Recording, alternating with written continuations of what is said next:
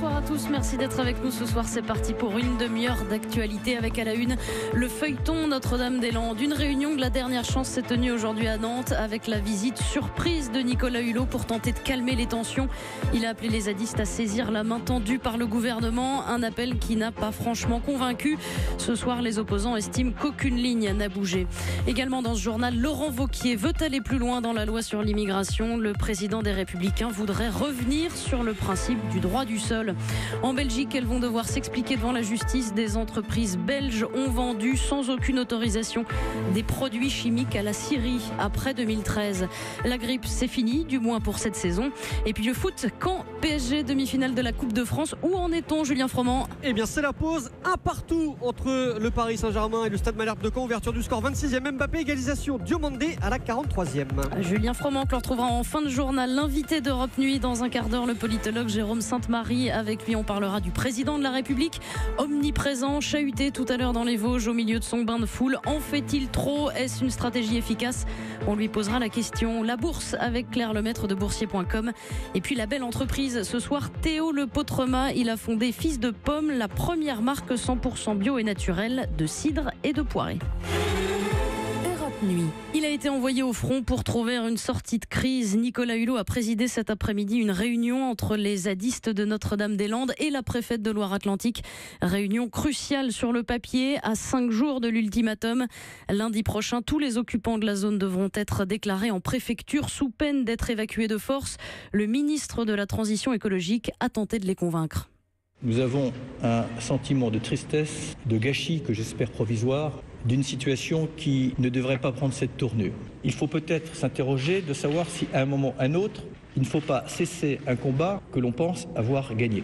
Ne ratons pas la dernière étape, ne rentrons pas dans une spirale de posture, de confrontation et de violence, ne confondons pas écologie et anarchie, et sachons un moment passer à une autre étape. Il faut aussi savoir reconnaître les gestes qui ont été faits, et je leur ai dit que j'avais toujours essayé de trouver un point d'équilibre, mais que maintenant le gouvernement est en droit d'attendre un geste, et plus qu'un geste, un retour à l'ordre, ne serait-ce encore une fois pour la tranquillité des habitants qui subissent maintenant depuis trop longtemps un environnement, une situation qui n'est plus tolérable. Nicolas Hulot au micro de Mélanie Nunes, la préfète de Loire-Atlantique, rencontrera de nouveau les opposants vendredi prochain dans 48 heures.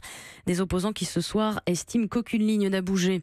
C'était l'autre temps fort de la journée. Alors qu'il venait présenter son plan de relance des petites villes, Emmanuel Macron a dû affronter la colère des cheminots. Il était en déplacement à Saint-Dié-des-Vosges. À la sortie de la mairie, le président de la République a eu droit à un comité d'accueil bouillant.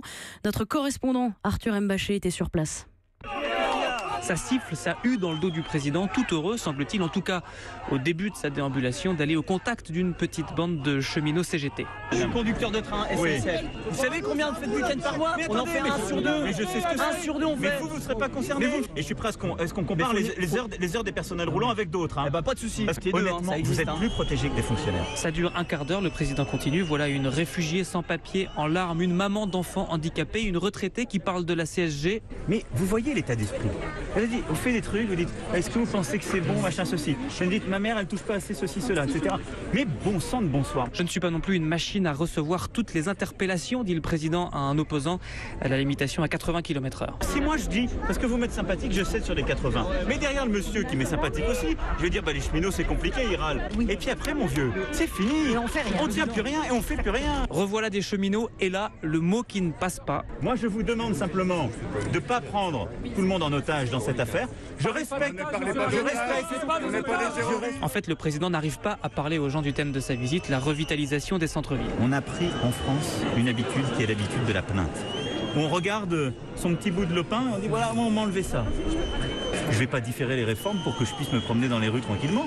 Et puis je ne vais pas me calfeutrer. Au moment où il dit ça, un proche du chef de l'État dit aux policiers « Vous me virez le groupe de siffleurs, ordre du président, on ne veut plus les voir ». Saint-Dié, Arthur Elbaché, Europe 1. Sur le terrain, le mouvement social se poursuit. Nouvelle journée de grève demain avec des prévisions de trafic pas réjouissantes. Un TGV sur 3, un Intercité sur 4 et puis 2 Transiliens et 2 TER sur 5.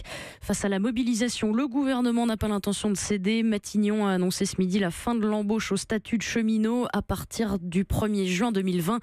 Le mouvement de contestation pourrait s'étendre. La CGT Énergie menace aujourd'hui d'effectuer des coupures de courant. Cela fait 48 heures que les députés examinent la loi Asile et Immigration. Le projet du gouvernement, si décrié ces derniers temps, jugé trop sévère par une partie de la majorité. Certains députés La République En Marche envisagent de ne pas voter le texte. À droite, en revanche, on considère qu'il faudrait aller encore plus loin. Pour le patron des Républicains, Laurent Wauquiez, il faut carrément supprimer le droit du sol. Virginie Riva, il a fait toute une série de propositions. Oui, une douzaine de mesures musclées, car pour lui, il faut tout simplement sortir la France de l'immigration de masse. Ce sont ses mots. Limitation du regroupement familial, interdiction à vie d'octroi de la nationalité à un étranger arrivé irrégulièrement. Laurent Wauquiez demande aussi que les 300 000 migrants clandestins présents en France soient tous expulsés. Et surtout, le président des Républicains remet en question le droit du sol. Je demande donc que l'on revienne sur le droit du sol et que l'on fixe une règle simple, en nous inspirant de l'Allemagne. Si les parents sont en situation irrégulière sur le sol français, il n'y a pas d'accès et de droit du sol. Aussi, du côté du Front National, Sébastien Chenu applaudit des deux mains un Laurent Wauquiez qui vient chasser sur ses terres. Mais c'est un bel hommage que nous rend Laurent Wauquiez en pompant un certain nombre de nos propositions. Il a attendu qu'on fasse notre conférence de presse lundi pour reprendre nos propositions. C'est un bel hommage. Alors en interne chez LR, ça grince des dents. Un cadre confie en privé. Il ne faut pas qu'on court derrière le FN. On perdra toujours sur ces sujets. Ils sont meilleurs que nous. Virginie Riva du service politique d'Europe 1. L'islamologue Tariq Ramadan souffre bien d'une sclérose en plaques, mais il peut être soigné en prison. C'est le résultat d'une expertise judiciaire rendue aujourd'hui. Accusé de viol, il est aujourd'hui placé en détention. Dans le Nord, un accident a fait 13 blessés. 2 minibus se sont percutés sur l'autoroute A25. Ils transportaient des adolescents handicapés. Tous ont été conduits dans les hôpitaux de la région. Il y a 2 blessés graves. Ces révélations à présent en Belgique. Selon la presse locale, plusieurs entreprises belges ont exporté sans autorisation des produits chimiques en Syrie. Produits qui peuvent entre autres servir à fabriquer du gaz sarin. Les envois ont continué jusqu'en 2016 et Sébastien Guyot, les quantités exportées sont impressionnantes. Oui, environ 500 tonnes, dont 168 rien que pour l'isopropanol. C'est ce produit qui peut permettre de fabriquer du gaz sarin. C'est ce produit qui a été utilisé en Syrie il y a un an dans le nord-ouest du pays. Sauf que pour l'exporter, quand il est dosé à 95%, il faut une licence spéciale depuis juillet 2013. Or, entre mai 2014 et décembre 2016, une vingtaine de livraisons suspectes ont été effectuées par 3 entreprises belges. Georges Dallemagne, député centriste belge, se dit horrifié. Il ne faut pas oublier que la Belgique a été le premier pays au monde à subir les gaz chimiques. Le gaz moutarde porte le nom d'une ville belge qui a subi de tels bombardements en 1917. Et donc, c'est un pays qui devrait être particulièrement attentif, évidemment, à ce type de menaces. Ce député demandera des comptes au gouvernement dès demain lors des questions au Parlement. Alors, à qui la faute ? Les douanes ? Les 3 entreprises ? Ces dernières affirment que les produits chimiques étaient vendus à des firmes en Syrie produisant des peintures ou du vernis. Que s'est-il passé ensuite ? Impossible à ce stade de le savoir. Les entreprises belges et les douanes devront s'expliquer devant la justice. Procès prévu le 15 mai prochain. Les explications de Sébastien Guyot sur place en Syrie. Les enquêteurs internationaux qui doivent travailler sur l'attaque chimique d'il y a 15 jours n'ont toujours pas pu pénétrer dans la ville de Douma. Ils ne savent même pas si leur mission pourra être déployée. À Cuba, ce n'est pas une surprise. Le numéro 2 de l'exécutif devrait succéder à Raúl Castro. Miguel Díaz-Canel vient d'être désigné par une commission spéciale. Son nom doit encore être confirmé par un vote des députés, mais le scrutin sera sans suspense. Le pape François s'est prononcé aujourd'hui pour le maintien en vie de Vincent Lambert, en état végétatif depuis un accident de voiture il y a 10 ans. Le seul maître de la vie est Dieu, a-t-il déclaré. Dans cette affaire, l'épouse de Vincent Lambert réclame l'arrêt des soins. Les parents, au contraire, veulent le maintenir en vie. Retour en France avec cette bonne nouvelle. C'en est terminé de l'épidémie de grippe. Elle a été particulièrement longue cet hiver, particulièrement meurtrière aussi. Elle a tué cette année 13 000 personnes, Benjamin Lévesque. Ouais, ça fait 2 hivers de suite que la grippe est aussi meurtrière. En moyenne, une épidémie de grippe provoque entre 2 et 7 000 morts. Alors cette année, il y a dans la grande majorité des cas des personnes de plus de 65 ans, le plus souvent fragiles, et donc décédées à cause de l'aggravation de leur maladie chronique, qu'elle soit respiratoire ou cardiaque.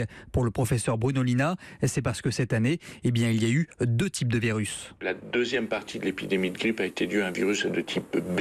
Et ce virus de type B, à la différence différence de ce qu'on a observé au cours de la première partie de l'épidémie, on n'était pas dans le vaccin. Donc on s'est retrouvé avec une efficacité vaccinale qui était plutôt tirée vers le bas. On était dans une situation où on était exposé à une épidémie qui pouvait avoir un impact important. L'autre raison qui explique qu'il y ait plus de morts cette année, c'est la durée de cette épidémie. 15 semaines, c'est 3 fois plus que durant un hiver classique. Merci Benjamin Lévesque, spécialiste santé d'Europe 1. Le sport, ce soir, c'est évidemment du foot. Et cette deuxième demi-finale de la Coupe de France, Caen PSG, c'est bientôt la deuxième mi-temps, Julien Froment. Ah, ça a même repris depuis quelques minutes avec un but refusé par l'assistance vidéo. On pensait que le Paris Saint-Germain avait pris l'avantage de Buzyn sur une réalisation d'Edinson Cavani, mais en fait, monsieur Le Texier, qui a été assisté par l'assistance vidéo, vient de refuser le but de Cavani pour un hors-jeu au préalable de Andrel Di Maria. Vraiment, ça s'est joué à quelques centimètres, mais la vidéo a été utilisée avec justesse tout simplement. Et donc voilà, les deux équipes qui reviennent à égalité, un partout. Ouverture du score pour le Paris Saint-Germain à la 26e minute de jeu, signé Kylian Mbappé. Et bien le SM Caen est revenu dans la partie juste avant la pause grâce à une frappe de Diomandé déviée par Adrien Rabiot. Les Canets qui souffrent mais qui arrivent à tenir la dragée haute à cette équipe du Paris Saint-Germain qui, on le rappelle, n'a plus perdu en Coupe nationale depuis maintenant 40 matchs, 49 minutes de jeu, et donc un partout entre Caen et le Paris Saint-Germain. Merci Julien Froment. Et le vainqueur de ce match affrontera le petit club des Herbiers en finale le 8 mai prochain au Stade de France. En vélo, on le savait, puncher, il a prouvé tout son talent aujourd'hui. Julien Alaphilippe a remporté la Flèche Wallonne. C'est sa toute première grande victoire, ce jeune Français qui s'impose au panache devant le grand favori Alejandro Valverde. 21 ans après Laurent Jalabert, Julien Alaphilippe a même du mal à y croire. C'est une sensation incroyable. Ça fait longtemps que je cours après une grande victoire et d'année en année je progresse. Honnêtement, j'ai pas de mots. C'est mon cousin qui m'a dit que j'avais gagné. Je pensais qu'il y avait encore un coureur devant. J'ai fait l'effort le plus intense possible. J'ai regardé, personne ne me doublait. Dans l'ombre, avec le soleil par terre, je voyais que Valverde était derrière, mais qui remontait pas. Et j'ai vraiment compris que j'avais gagné directement après avoir passé la ligne. C'est étrange, mais je suis trop heureux, quoi. J'ai du mal à réaliser. Julien Alaphilippe au micro d'Axel May. La météo, Christine Peña, demain, pas de changement dans notre ciel. En effet, pas de changement dans notre ciel, toujours ce bleu. On peut avoir quelques nappes de brouillard isolées en bord de mer du côté du Finistère. Et puis dans le sud, nous avons quelques bourgeonnements en montagne, mais comme aujourd'hui, qui peuvent à l'occasion donner encore quelques gouttes. Alors on parle des Pyrénées, le relief provençal également et la montagne corse. Attention au risque d'avalanche qui est très élevé avec ces températures. Sont concernés pour ce risque d'avalanche les Alpes et les Pyrénées. Les températures sont toujours les grandes stars de cette semaine. Pour demain après-midi, de nouveau jusqu'à 22 degrés à Dunkerque, 23, 26 degrés en bord de Méditerranée, jusqu'à 27 dans le sud-ouest comme en Alsace. Il fera demain après-midi 25 à l'ombre, toujours les relevés sont à l'ombre, à Toulouse comme à Nantes, 26 à Lille, jusqu'à 27 dans la capitale et même 28 degrés du côté de Lyon. Merci Christine Peña.